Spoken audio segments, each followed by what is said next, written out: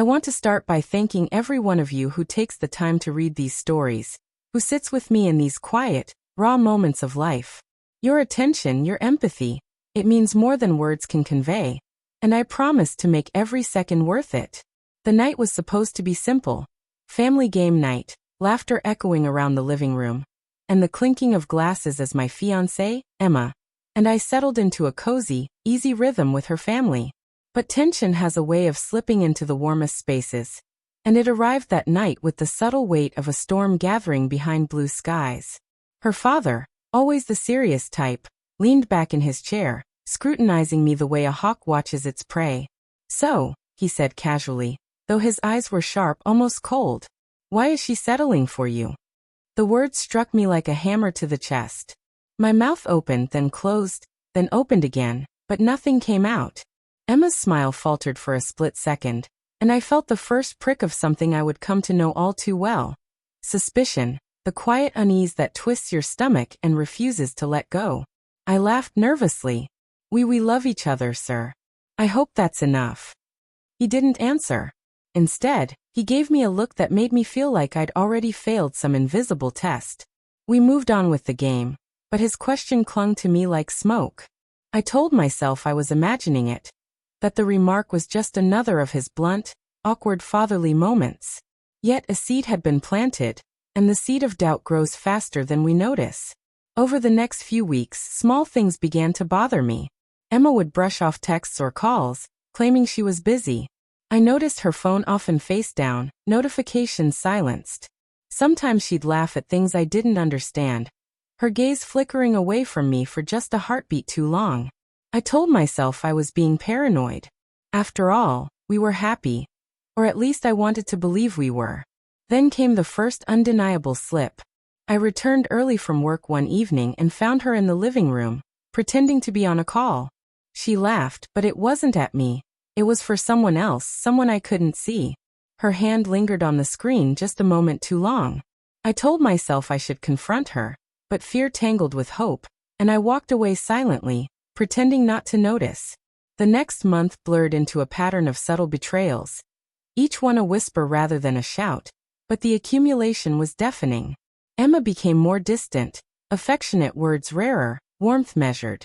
And still, I held on to denial like a lifeline, convincing myself I was imagining shadows. One night, months after that fateful game night, we attended another family gathering. Her father's glance caught me from across the room, and I swore I saw the same question in his eyes, unspoken but sharp. "Why is she with him?" I clenched my jaw, forcing a smile that felt brittle.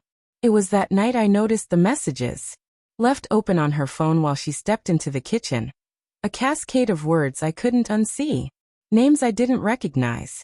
Words dripping with intimacy, plans, laughter meant for someone else. My heart seized, the world shrinking to the glowing screen in my hand. She returned, catching me staring. "What are you doing?" she asked, voice sweet but with an edge that didn't belong.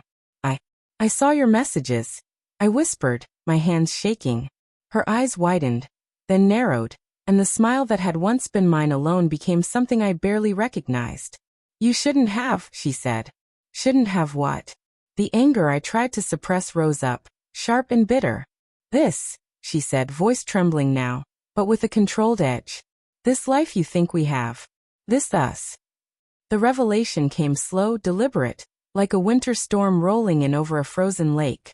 She confessed, not all at once, but in fragments that built a truth more jagged and painful than any fiction. There had been someone else. More than someone else, maybe. The laughter, the late-night messages, the absence of warmth. It all fell into place like a puzzle I didn't want to solve. I remember the silence after her words. A silence so complete it pressed against my ears, against my chest. I wanted to cry, to scream, to shake her, to beg for explanations that wouldn't come. But what came instead was a hollow understanding. The woman I thought I knew, the partner I had trusted with my heart, had been leading me along while her mind wandered elsewhere. I left that night, walking through the streets I had once found comforting, now alien and sharp. I replayed every laugh, every touch, every whispered, "I love you," that now felt like betrayal. The anger was there, yes, but it was mingled with disbelief, grief, and a deep, aching sense of loss. Weeks passed. We didn't speak. I moved out of the apartment we had shared, leaving behind the echoes of a life I had built with my own hands, only to have it crumble in the quiet violence of infidelity. And still, every memory carried her shadow, every familiar street corner a reminder of what I had lost. Her father never said another word about me. He never needed to. The weight of his earlier question, the seed he had planted, had grown into a tree of truth I could no longer ignore. I understood now what he had seen before I could. The way someone's heart can quietly drift, how love can erode in small, almost invisible increments until it vanishes entirely. Months later, I sat alone in the apartment I had finally reclaimed as mine, feeling the heavy quiet settle around me. I thought about Emma, about the betrayal, about the fragile nature of trust. And as painful as it was, I felt a strange sense of clarity. I had survived it. I had been broken, yes, but not defeated. The night was quiet, the city below humming with the lives of strangers who didn't know my story. And in that quiet, I realized something profound. Betrayal leaves scars, but those scars are proof that we have loved deeply, truly, and without hesitation. They remind us who we are, and who we are capable of becoming. I never went back to her. I never asked for explanations I didn't need. Some truths are too sharp for conversation. They only need to be faced, with the trembling courage of someone who has loved and lost. And in the reflection of that hard-earned solitude, I saw not just the end of a love, but the beginning of a life I could reclaim, stronger and wiser than before.